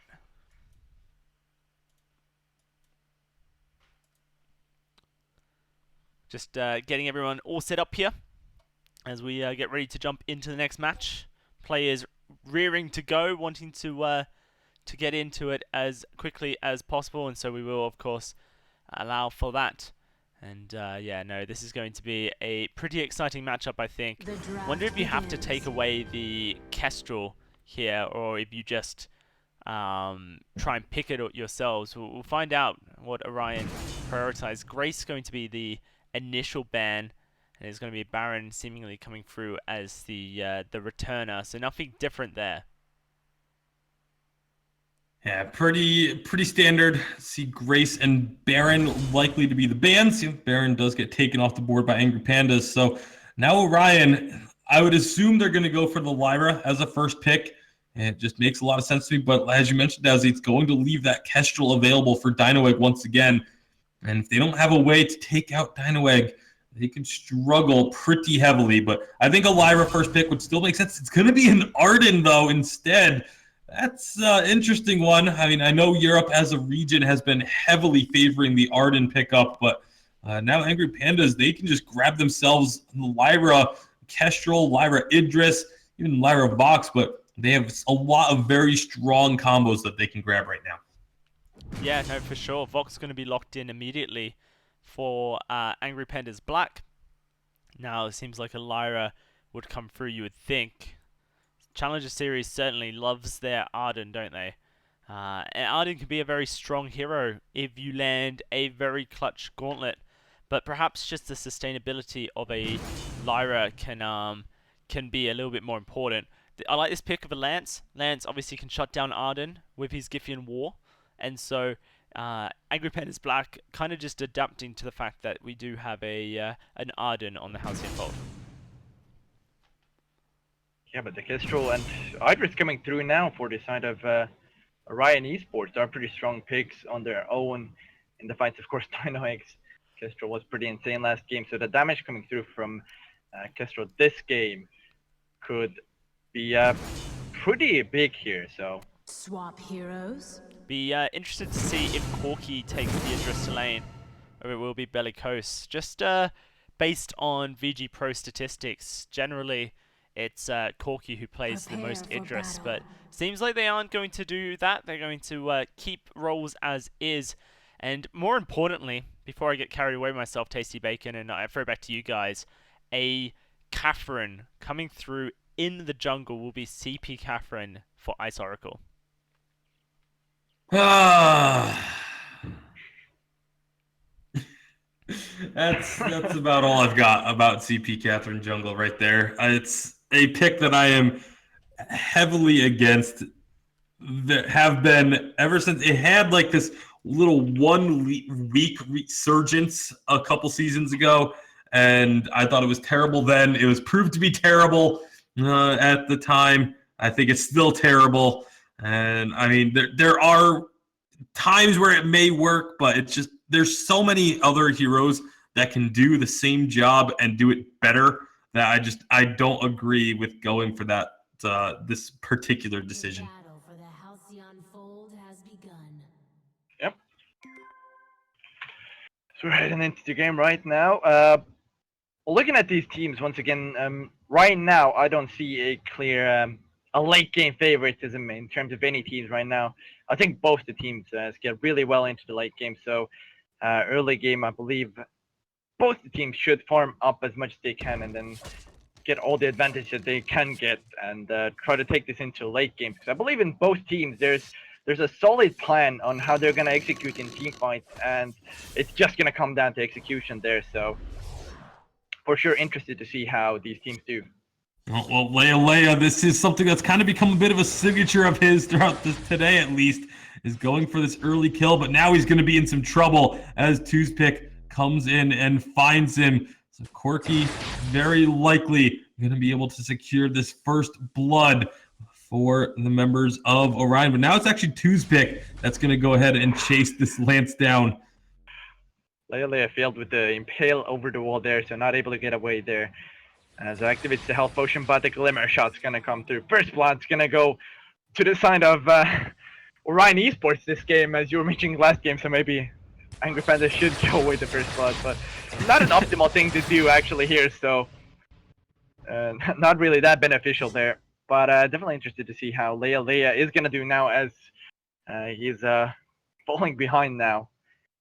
That was a nice job by Orion Esports, though, doing their homework, recognizing that, okay, this is something that Leia has been trying to do pretty consistently, is find that first blood deep in the enemy jungle. They scouted it out. Toothpick got back in time to help Corki, and they're able to pick up that first blood. Meanwhile, Ice Oracle does grab himself the Ancient Treant, the help from Dino Egg rotating down, so that will go over to Angry Pandas. But first, recall in the lane. Bellicose going to go ahead, pick up a little bit of weapon and some defense to deal with, Dino Egg. Ice Oracle, meanwhile, again, is going to be going for this Jungle Catherine. I'm going to be curious to see where his itemization goes. A lot of times when we saw Jungle Catherine, it was the Storm Crown Aftershock build. I would assume Aftershock will still be a very early item pickup for Ice Oracle, but not entirely sure where else this build is going to go. Storm Crown is an item that has really fallen out of favor. Not many heroes or junglers pick up that item any longer. Yep, seems to be that case for sure. As I was thinking in the lane here, as Dino Egg on that Idris, or not Dino Egg in the Idris, but Bellicose on that Idris, is going to have to do a pretty good job in the late game, as Vox's capability to kite this Idris is going to be pretty insane here, as was the combo coming through from Leia and Ice Oracle, the Catherine stun into impale into a Githian wall, which could potentially even land into the ultimate from Vox, is going to be a huge chunk of silence and CC coming through from the side of Angry Panda. So Bellicose, as well as Corki, both need to be extremely careful with their positioning in the late game phase, as we're going to see a little bit of aggression here. Arden's going to get stunned up, being impaled, and Githian wall there. Vox is going to go for a downward dive, but that's not the best option right now. as this is early, and the Chakram gonna land onto Vox. Vox is only below 1 bar HP. Needs to be extremely careful here, so because if Kestrel comes in, which doesn't seem to be the case right now, but if Kestrel would have been there, it would have been for sure a kill onto a Dino Egg. And well, they are able to get out safely for now. Ice Oracle going to return to the jungle, although gold going to be given over to Dino Egg. So this is likely going to be a situation where they're trying to get Dino Egg as far farmed as possible. Ice Oracle isn't going to have the greatest of clear speeds when it comes to the jungle. You're relying a lot on that Stormguard bubble to help whittle down these jungle camps, and you can see a little bit of a difference starting to form by the junglers. 26 CS for Corki, the 21 of Ice Oracle, but in the lane, they're fairly even for now. Bellicose and Dino Egg. And that's obviously where Dino Egg wants to be even or ahead.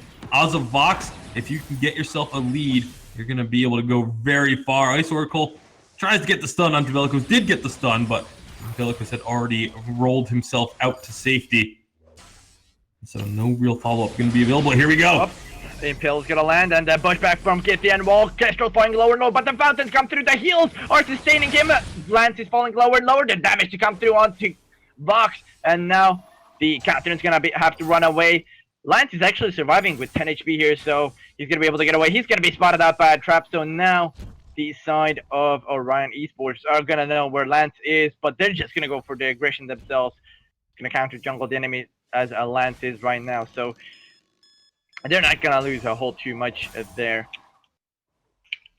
As now the side of Angry Pandas as well as the Orion Esports are both taking it a little bit slower here.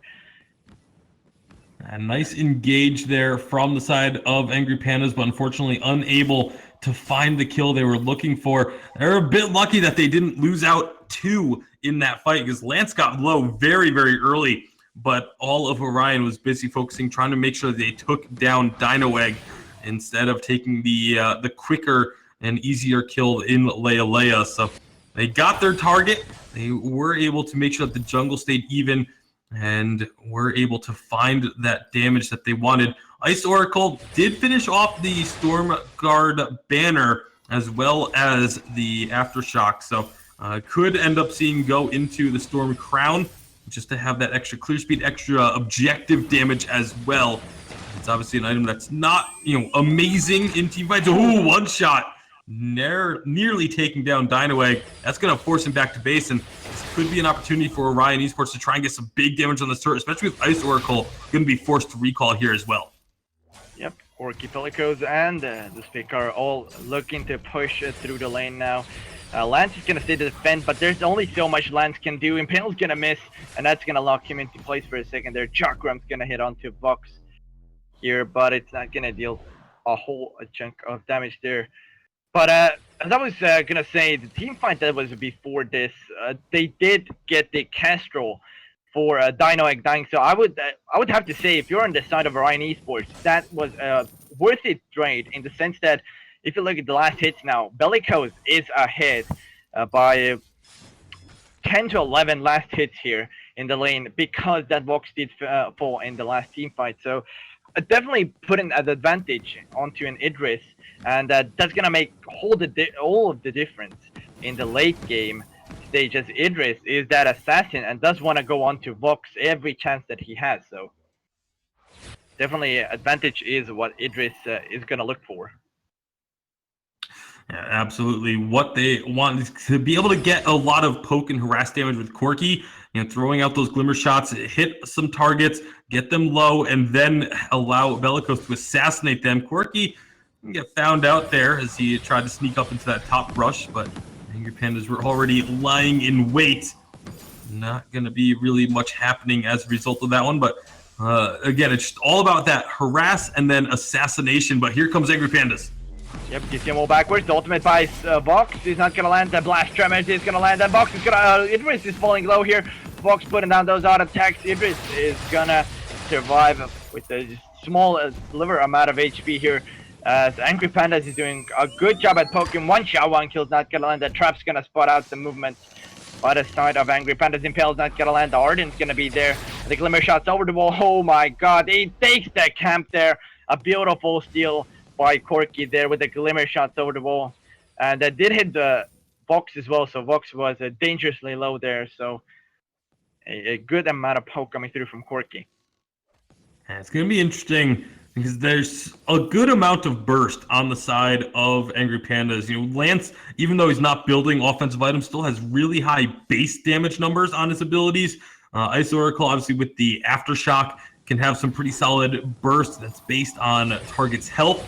And, of course, Dino Egg with a Tension Bow on this Vox. You know, that first hit does a fair chunk of damage as well. So if they can get a target, if they can get the Impale to land, they have a pretty good shot of finding a kill. Oh, the active camo is going to cause home. Joel's the double. Idris is going to fall before that, however. Vox is staying in the front line. He's putting down those auto attacks. Will they be able to find a kill there? Catherine is going to tank a tower shot. One shot, one kill's going to land onto Vox. Beautiful job there by this Castro. Corky picks up that kill. So they do end up being 1-for-1 traded there in the lane. A good redemption guild there. And right now, I feel like Orion, they have the ability to win these fights, but they need to execute them a little bit better. And even when Angry Pandas go in, Bellicose should be, I feel like right now, until he's able to finish off another offensive item or even get a little bit of defense, needs to try and back out a bit. Allow Corky to just throw down the Glimmer Shot damage. They've been able to get out of these fight situations, but Bellicose always seems to end up being a little bit too far forward and getting caught out and taken down early. He's going in again aggressively, and that's a mistake. You don't want to be going in right away as his weapon Idris. When you have a Kestrel, let her do that poke damage first. So he's going to fall once again here. He's going to jump with an ultimate. He's going to stay alive for now, but the blast Tremors is going to kill him off in the end there. So once again, Bellicose is staying way too far forward. The silence to come through from Vox, and the poke on the trigger. One shot, one kill. It's gonna land once again. The Vox gets taken down once more. It's a 1-for-1 trade, and Angry Pandas don't seem to be getting advantage off of these fights right now. Yeah, even though they're able to find that first kill, they can't get the second one, and they're then losing. And the retrade, the 1-for-1s. And Dino Egg, in that particular instance, had the reflex block available. You have to use it. You know, in that situation, if it's a matter of you living versus going down, even if you think that you're going to be able to survive, because it looked like he was about to, throw down that reflex block. Gives you 25% extra health, essentially, as it's a barrier that it accounts for 25% of your health. So when you throw that on, you get an extra, temporary hit points with the barrier. You would have been able to survive the one shot. You got to just be more aware of cooldowns. Oh, Kestrel sneaking up on the Dino Egg. Dino Egg's gonna get bursted down in the lane. Kestrel to pick that one up. Get the wall backwards. The Impale's not gonna land. The stun onto Arden is not gonna result in any action whatsoever from the side of Angry Pandas, because they do not have Vox, they don't have their high damage deal hyper carry right now in these fights, so they need to be careful. But the Lance is gonna jump in, the Impale is gonna land, Catherine is gonna be caught out, the Fountain being used already by Lance, and now Catherine is gonna survive because that blast jump is backwards. Arden's falling lower and lower, might fall here, no he's not, as Idris is gonna take a tower shot, but it's not gonna result in him dying. One shot, one kill is not gonna kill anybody this time around, but the side of Orion Esports are pretty low on HP, and Vox is just coming back from Blaze. The Fountain to come through, and Vox is now going to be the target of focus. Idris is dealing all sorts of damage to him. Vox is going to fall here, but so does Idris in the end, and now Arden's falling lower and lower. He's not going to fall down, and Kestrel is going to keep the chase going. Gets a Glimmer shot up, but oh my god, the damage from his Stormguard is is insane there with the backfire, and Kestrel has to be careful here as Arden does get cleaned up in the aftermath of that. One shot, one kill is not going to land for the second time here. Blast Trem is going to be used, but it's not going to result in a kill. And Orion just need to be a little bit more careful in these team fights. They have to be wary of that Stormguard. Ice Oracle, the reflex damage. I'm pretty sure Kestrel took more damage off of the reflex than what Catherine took from the Glimmer shot. So it is a very very scary situation. This is why Catherine is considered to be one of the stronger counters against a Kestrel, is because you can just throw on that bubble and Kestrel will end up hurting her team more than she's hurting you if you can position yourself to block it. But I really want to see Bellicose position a little bit better in these team fights. Leia is going to get sniped. And Ice Oracle actually just picked up an Echo as well. So Echo Catherine going to be looking for those double blast tremors. Let's see how well that's going to work out as Orion does take down that tier 1 turret. Yep, they're advancing forward even a little bit here as Lance is down for another 4 seconds. Blast Tremor is going to come through. The Echo Blast Tremor coming in once again. It did look like it was a little bit wasted there in the sense that Ryan Esports was already on the run, and the second Echo Ultimate just came in basically onto Kestrel only. It wasn't a huge impact for ult there. So feel like the Echo Ultimate was a little bit too much there, but the fight is coming out. The Gauntlet is gonna land, and at the side of Angry Panda is in the Gauntlet. All 3 members. Idris is gonna be on Vox. Vox is falling lower and lower. He's not gonna fall down yet. Simmer Strike to come through from Idris, but he's gonna get focus fired down. Kestrel is waiting for the arrows to come through, but all of his team is already fallen. He's gonna be last man surviving. 1 shot, 1 kill is gonna be up. Should he want to use it, he's gonna use the active camo. 1 shot, 1 kill's gonna land onto Lance. He's gonna pick up another kill. Catherine's gonna advance forward, trying to get down Kestrel, but he's not gonna be successful at that. And the turret does fall. Oh my god, the Glimmer shot snipe onto Vox. Picks that one up. Double kill for Kestrel. As these fights do keep equaling out in the end. The kills equal out, but Angry Pandas get a lot more off this Ice Oracle, almost getting tagged by that 1 shot. But the turret still falls in favor of Angry Pandas. So while the kills end up even off of that one, Angry Pandas do get a gold advantage. They are still behind by 1,000 gold to Orion Esports, though, because of Orion having that slight lead in other facets of this game, getting that they already have that turret down. They were able to pick up a gold miner earlier, and of course, some small CS advantages as well. But looks like Angry Pandas, I mean, they still want to look for fights. They know that they can take down Bellicose, and as long as they fight in the right areas, they can prevent Corki from being a large factor. That was what they did in the last team fight. Corki really wasn't able to get involved until well after the team fight was over. And Tinoegg got to start dodging these 1 shots. When they connect, it's already forcing them to recall. And now Angry Pandas cannot stick around as aggressively as they're doing so. It looks like Orion, though, not in a position to capitalize on the fact that it would be a 2-on-3. There's that reflect damage. Once again, Ice Oracle going to be more than happy to throw up that Storm Guard and allow Kestrel to take glimmer shots at him. Dinoegg has returned, and Angry Panda is continuing to hold this aggressive positioning. Yep, Arden's gonna get stunned out. The impaled Kithian will most likely gonna come through. He's not gonna be stunned up, however. He's gonna use the gauntlet to get away. Beautiful escape there by Arden. And now the side of Orion Esports do have to be careful. Kraken is up. So that might be the objective that Angry Pandas are gonna go for. Exactly, that's what they're doing. As Arden's gonna be out of the fight, and they should have this Kraken pretty quick here. As here comes Orion, they need to be careful. Yep, Orion's gonna come in. He's gonna get impaled. Idris is gonna be the target to focus. Will he be able to use an ultimate just at the right time? Idris is surviving for now. He's putting down all sorts of damage, but Vox is still staying alive, putting down those auto attacks. The Atlas to come through from this Arden is not gonna matter. 1 shot, 1 kill is not gonna kill Vox this time. And Kestrel needs to be extremely careful because there's traps all around, so he cannot go face checking into this bush, or else he's gonna get bursted down by Kraken. Is gonna get taken by the side of Angry Pandas. As I said, traps are gonna spot this Kestrel from trying to steal this one. They're gonna switch the focus. Instant blast tremors that are gonna come through, but they're gonna keep the focus onto Kraken as Kestrel does run away. Actually, Vox is gonna keep the chase going there. 1 shot, 1 kill, gotta land once again. The damage is insane, but the Kraken buff now is gonna heal him up, so. Oof, this is looking pretty good for Angry Pandas now. They've begun to really turn things around.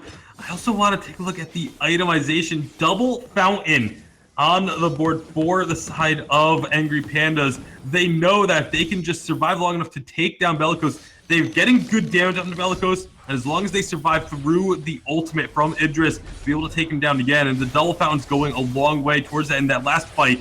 Here we go. Kraken is on the turret. That's one turret down now with this Kraken push. They're going to look for the choke point. The turrets go down pretty quickly as Corky and Bellicose doing what they can to try and defend it. Taking a lot. There's one fountain used. One fountain already impaled, gonna land onto Kestrel. Beautiful blast tremors and the silence to come through. Kestrel's gonna get bursted down instantly. The turret's laying down the law, but it's not gonna matter too much. Simmer strike. Vox is falling lower and lower here. He needs to be careful. Ardent right there is not gonna be able to get the kill. The fountain is gonna be used now. Idris is doing all he can in these engagements, but it's not at the moment enough to get down the members of Angry Pandas as they're gonna look to push with the Kraken. Vox has backed out, and so will the other members of Angry Pandas now, and they're gonna reset this fight, getting a good amount of money in their favor with the Kraken push. Yeah, 3 turrets taken, 2 in the lane, 1 in the base. That was a very strong Kraken push for Angry Pandas. And again, using the double fountain in a way so that they pushed in a bit, took some damage, used one fountain so that they could push in onto the next turret and still have another fountain available. It's excellent use of that double fountain. As long as you're not using them simultaneously, then you are getting a ton of healing done with it. Ice Oracle in a really bad spot, though, completely caught out. Gonna try and run. Actually makes it to the rest of the team. He had to use a fountain to keep himself alive, so one of those 2 fountains now not going to be available for the next minute. Yep, most definitely Ice Oracle staying way too far up there. If the team of Orion Esports would have engaged a little bit sooner there, it would have meant that the side of Angry Pandas would have lost Catherine there, but in the end they did not know that Angry Pandas wasn't there, but they boots forward now. The Kestrel reactive camo is gonna be used, the blast tremors is used again, the second one coming through now, the silence is gonna be there, Idris is gonna fall, that fountain's not gonna be of any effect, Arden's gonna jump over the wall with a gauntlet, and Crystal Sentry is just trying to beat down Vox here. He's not gonna win the fight, but Lance is gonna be up forward. One shot, one kill, almost lands onto Vox once again, but Catherine does tank that one in the end there, so Vox does not die there. Fountain being used, so they really want to push this second turret down, but Kestrel as well as Arden are both up. Active camo is down, the damage to come through. Vox is taking whole chunks of damage there. He needs to be careful that he doesn't fall, because that puts an option for Orion Esports to get active there. One shot, one kill, and blast tremors both used there from either side. So that was so close to Dynamite getting picked off. He was about a fraction of an inch outside of the active camo trap, and if he had been standing just a little bit to the left, would have been caught up with that stun. That extra burst of damage would have dropped him instantly. So Angry Pandas still in control of this game right now, as another one shot is going to go wide. Kraken is back on the fold, and now the members of Angry Pandas need to get this vision control again so that they can spot this Kestrel out. They still have some good traps down. Flare's going to be thrown out so that they can see her if she does try and go invisible, and now they're looking to engage.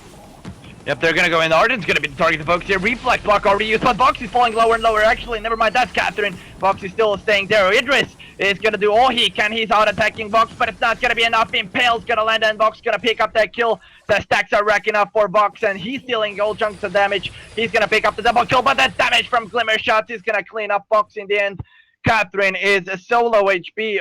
One shot, one kill could mean the end for Catherine there. If Corky does get vision onto Catherine there, I believe he doesn't, so Catherine's going to be safe for now. Regening up with just the base regen as well as the item regen coming through. A one shot, one kill almost landing there as Catherine was making his way for the small camp back. Kraken is up now and actually being attempted by Angry Panda, so actually really good. They have a storm. Yeah, they have a storm crown, so it is going to go relatively quickly for being just 2 members working on this Kraken. I know it's only Kestrel available to try and steal it. The one shot was just used, so they know they have at least a little bit of a window of opportunity, but they need to be very careful. One shot is available again, gets used. Ooh. This one just hits on the Kraken. That's going to help them take it that much quicker, and Kraken will be unleashed once again in favor of the Angry Pandas. And with only 1 turret remaining, this means that Orion Esports, they need to look for a fight outside of their base if they want to hold on. They need to try and find a fight very early. If Kraken gets onto this turret before they try and engage, it is very likely that they end up losing the game. And this is what it all comes down to. Active camo traps getting set up. Corky's going to look for a stun. Doesn't find it onto Ice Oracle there. The flare comes out. And now they should know where these traps are. They're going to be looking to push in. Here comes Dynaweg and the rest of Angry Pandas. Catherine is gonna go advancing, but he's not gonna get too much out of that as Lance was way too far up. They're waiting for the Kraken, and that's a smart choice there because Kraken's gonna push the turret and take the aggro off of them, at least for a second. Their Impale's gonna come through. It's gonna land on the Castro. The damage to come through. Blast Germ as an auto attack from Box. He's gonna do it. Idris is surviving for now. Arden and Idris are both being hooked at the same time here. The Impale is gonna miss, however, Idris is gonna fall, and Arden is a sole survivor, not for long. He's gonna get taken down. Kraken, as well as the side of Angry Pandas, are gonna close this one out and kill the Vein Crystal in game 2. What a game from Angry Pandas. What a turnaround from getting taken 2-0 and dropped to the elimination bracket to come back strong and even managing to do it with a CP utility Catherine, double fountain. We're all about surviving. Ice Oracle without a single death. Unfortunately, despite the fact that Corky had a good amount of kills, so many of those kills came well after team fights were already over. Corky, with the very risky build path, wasn't able to be anywhere close to the front lines.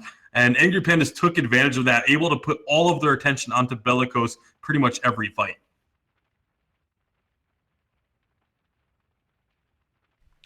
Was a pretty good game coming out of Angry Pandas Black there.